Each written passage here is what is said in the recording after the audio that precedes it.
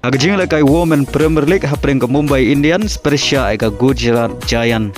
Haba pai syang nagajing lakai gitay lakai jong ke Mumbai Indians kila khor gan amchop hadin bagilala ban pelim ya gitay lakai jong ke Gujarat Giant da kentai runs.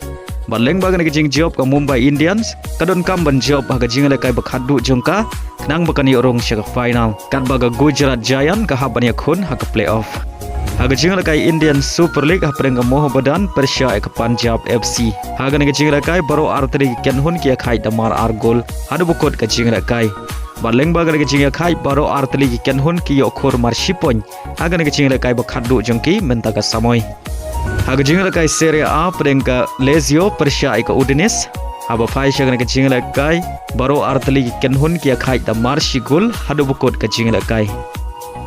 Agajing lakai League 1 hapreng ke Nice Persha eka Lyon. Hagan agajing lakai ke Lyon gal khor gan am job hadin makalala ban pelim ya ke Nice da ar. Agajing lakai Premier League hapreng ke West Ham Persha eka Newcastle. Haba pai syagan agajing lakai ke Newcastle gal khor gan am job hadin makalala ban pelim ya ke West Ham da shigol lanat. Badia gan ke shigol jong ke Newcastle ayo ban Thep ha ke menit ke ban riu peulai. Baleng bagan agajing job ke Newcastle gal kiu sya ke kerdan ke ban riu ha ke mi ya ke point. Agajing lakai AFC Champion League Elite Round 16 second leg apreng ke Al Sadd Persha eka Al Wazel. Hagan agajing lakai ke Al Sadd kalau khor ke nam job hadin magalala aban pelim ke Al Wazel dan laila kawai. Hagan agajing lakai bat saula ar haga gol aggregate. Hagway par agajing lakai AFC Champion League Elite Round 16 second leg apreng ke Kynhun Ronaldo ke Al Nassr Persha eka Esteghlal.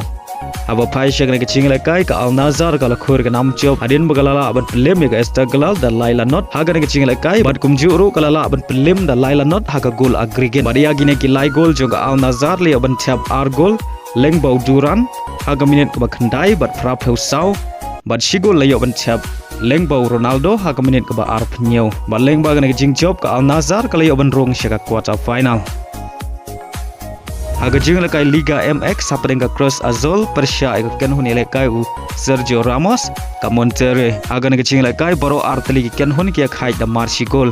Bari aga shigol jong ke Monterrey layo ban Thep leng bau Sergio Ramos haga minit ke bakhat ar. Bar gane ga deru ka gol ke ba ar jong u naga nega klop rengkat bat lai teli ki assist.